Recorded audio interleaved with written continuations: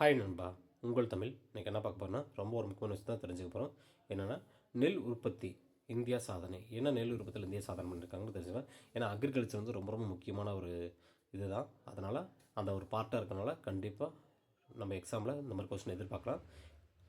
அரிசி உற்பத்தியில் சீனாவை பின்னுக்கு தள்ளி உலகின் மிகப்பெரிய நெல் உற்பத்தியாளராக இந்தியா உருவெடுத்துள்ளது. ஓகேங்களா, சீனாவுக்கு பின்னுக்கு தள்ளிட்டு நம்ம இந்தியா வந்து நெல் உற்பத்தியில் இருக்குதுன்னு சொல்கிறாங்க. ஏன்னா இது வந்து எக்கனாமிக்ஸ் ரிலேட்டாகவும் நம்ம ஸ்கூல் புக்கில் இருக்குது.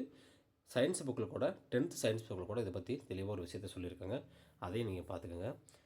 15 கோடி டன் நெல் இந்தியா உற்பத்தி செய்து சாதனை படுத்துள்ளதாக மத்திய அமைச்சர் சிவராஜ் சிங் சொல்லியிருக்காரு. ஓகேங்களா, 15 டன் வந்து நெல் உற்பத்தி வந்து நம்ம செஞ்சுருக்கோம்னு சொல்கிறாங்க.